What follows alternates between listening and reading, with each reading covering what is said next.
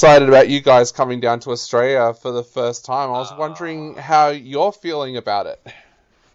Like, I can't even describe in words, because it's like, you know, like, this band's been going a long time, and, you know, thank the Lord, you know, we've been to most places, but Australia always eluded us. And me personally, you know, I'm one of these guys that doesn't like to tempt fate, and I think, oh, if I think about it too much and look forward to it too much, something will go wrong. Yep. Well, you know what? All the boxes have been ticked, the visas are done, and we're coming. And it's just like, you know what? It's something I've wanted to do my whole life, not just in a band situation, but, you know, it's like anybody, you know, just to even afford to even come on a holiday in Australia, you know, it's difficult. Yep. But to be able to bring the choir boys to Australia, and, you know, our love of much of the music that's come out of Australia, it's just, you know, it kind of keeps me awake at night thinking, my God, but, you know, we're coming, it's happening. I was going to talk to you about that. You do have a deep love for Australian music. Can you tell our listeners a little bit about some of the Australian artists that you've loved over the years? Absolutely. Well, I'll give you a little bit of background. You know, I come from a small town in the north of England, and, you know, this was like the mid-'80s. You know, and if you wanted to have any chance of some success and getting a record deal, you had to move to London. So, you know, off I went. You know, I slept on a park bench with my guitar strapped to me till I found somewhere to live. And then I started making some friends, you know, just here and there, who were New Zealand, Australia, and they introduced me to Jimmy Barnes. Yep. Music. And, you know what, and Diesel. And literally, from the moment we got up till the moment we conked out at night, it's all we listened to, you know. And it was just, it opened a whole new world up of just genius to me, you know. And obviously AC/DC, you know, I saw them with Bond, you know, a few times in Newcastle. Rose tattoo. My first tattoo was a rose tattoo when I was 18. Oh wow! Years ago. Yeah.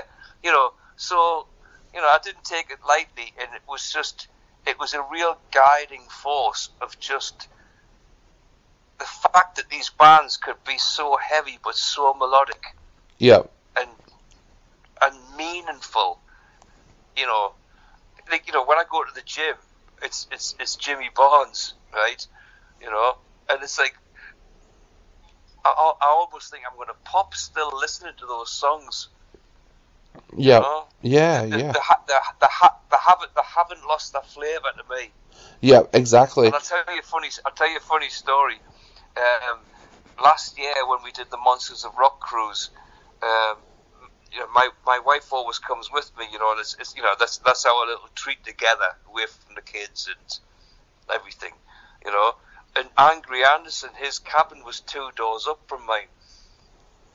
And I saw him coming up the corridor, and I went and I said, Angry, I said, I'm Paul from the Choir Boys. Just wanted to say, you know, I was being fanboy. He totally blanked me. Got a hold of I says, oh, this is my wife Patricia. He got her hand, kissed it, and went, Enchanté. She's very pretty. Yeah. Oh, you scallywag. So, I was just wondering, have you seen the Jimmy Barnes documentary that came out last year? Because that was such a powerful documentary about Jimmy's life, about growing up in Scotland before he came to Australia, and it just changes the way that you listen to his music. Well, I have to be honest, no, I didn't. And, you know, the funny thing is, I was talking to a friend of mine, Stefan, who was, you know, from New Zealand, and he asked me the same question. I says, how did that pass me by? Yeah, it's you know? An amazing documentary. Is it on Netflix? I'm not sure. Our Australian Netflix is very different to the UK Netflix, but it could possibly be, yeah.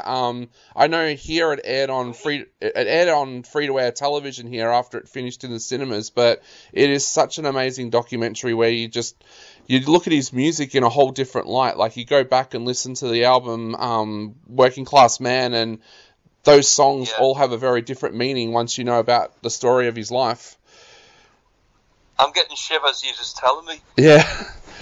No, seriously, because lyrics are, I'm really big on lyrics. That's why I've always loved Rod Stewart.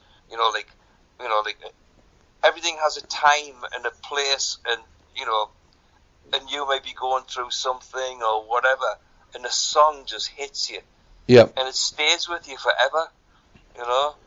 Yeah. Beautiful. We've been talking about that a lot on air just recently with the bushfires here in Australia, because a lot of people have been turning to music as a way to kind of not escape it, but to deal with their emotions. And they were saying there's a lot of people who are listening to tracks now in a different way than what they did before these fires, because they're picking up new things from the lyrics. Yeah, they're digging deeper. Yeah, exactly. Yeah.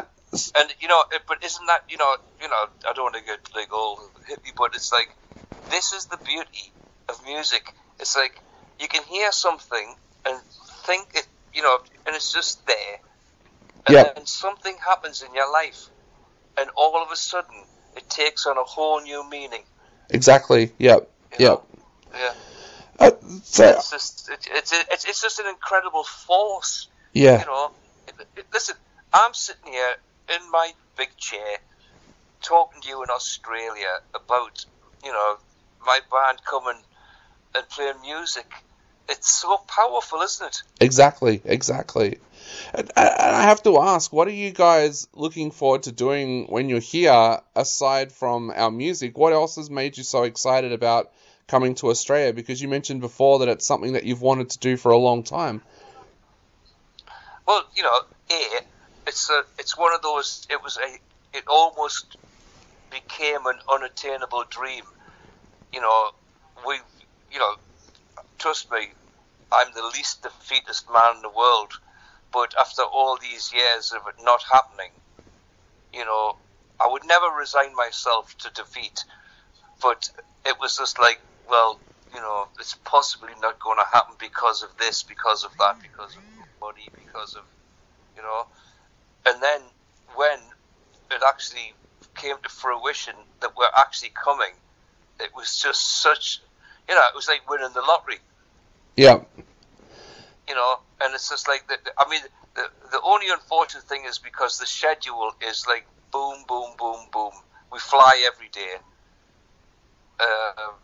It's going to be a mission to actually get out and just, enjoy the culture, see the places that we have all seen on the TV, and, it's like for me, like when I saw the video of Thin Lizzy on the Opera House, it's just like, I have to go there, even if they hadn't played on there. But you know what I mean? It's just like things to do in your life, and we're so privileged. We go around the world, and it's just after all these years, at the end of the day, all I do is play the guitar and write a few songs. And I was going to ask, because you guys have never been to Australia, does that change your set list at all? Like, you guys have got such an amazing back catalogue of music. How do you go about picking a set list for a country that you've never been to before? Well, I could give you a flamboyant answer, or tell you the truth of how it works with us, right? I mean, it's, for starters, this is like a gang of friends who've been together a long time. And it's generally 5 minutes before we go on stage. Has anybody got a pen and a piece of paper? Right? Oh, I don't want to do that one tonight. Let's do this one, do that one. But obviously, on a serious note, like we've made a lot of albums, which I'm thoroughly proud of them all. But the first album is obviously the most well-known album. Now, different territories, I guess, coming to Australia, you know, if we're wanting to make new fans, if people are curious, they'll have probably sort of like reverted back to the first album where the hits were on. So I guess we should play a lot of the songs off that one and cherry pick like one off the last 10 albums, you know, for the rest of the set. Yep. You know, it's not a great answer because I don't know yet. Yeah. We're not that organised. Yeah. Paul, I also... And you know what? Oh, sorry. Yeah. But I'm saying, you know, the great thing about this band is, I mean, you know, like, we've got so many songs, but if someone shouts one out, generally, well, you know, the band is brilliant. Do you remember it? Well, kind of. Go on, let's give it a go. Paul, I've also got to ask, you came into the band in 2006. What was that moment like? No, 2003. 2003. So what was that moment like when you got asked to join a band as legendary as the QUIREBOYS? Well, obviously it was fabulous, but I'll tell you how the transition went, because Spike and I had a flat in London together before I joined the QUIREBOYS, and I did an album with him called "It's a Treat to Be Alive." So, are you still there? Yeah, I'm here. Yep. All right. There's some funny noises, but you know, you are a million miles away. Exactly. I'd been asked twice before, but I was doing other things. I was playing with Brian Robertson from Thin Lizzy in a blues rock band, and you know, the planets didn't line up. And then I did the album, which is a beautiful album with Spike, and we were on tour. We had Jason Bonham on the drums, and you know, it was quite something. And then Luke Bossendorfer, who was the guitar player, he lived in Los Angeles, and the band were based back in England, and it just, you know, it didn't work for him, you know, financially or marriage-wise or anything, you know, disappearing back to it. And he gracefully bowed out. So Spike phoned me up, he went, "Hey mate, do you want to join the band?" I went, "Yes, of course." But of course, I knew all the songs, because, you know, like, when we were doing Spike's solo, it was called Spike and Friends. You know, most of the set was QUIREBOYS songs in any case. Yeah. So, and we've been friends, all of us, for years, because when a little bit of What You Fancy, you know, broke, my band, the Red Dogs, were the support band. Yep. So that, you know, like, there was always a relationship there. But I'm not taking away from it. Yeah, it was a thrill, and it still is. Exactly. Well, mate, I know we are running out of time very, very quickly. So I'll just quickly ask before we go: is there anything you would like to say to your fans out there before they go out and grab the rest of the tickets for these shows? Listen, you're in for a treat. You know, just imagine how much we are looking forward to coming to your beautiful country. You know, I know everybody's having a terrible, hard time there. I see it on the news every night. You know, it's heartbreaking. You know, a QUIREBOYS show is just, it's escapism. You know, it's not us and you. You know, that's the whole thing about it. It really is. It's just, we're all together. This, you know, the songs mean a lot to a lot of people, and you know, we're not just doing this for something to do. We can't wait to come and play for you.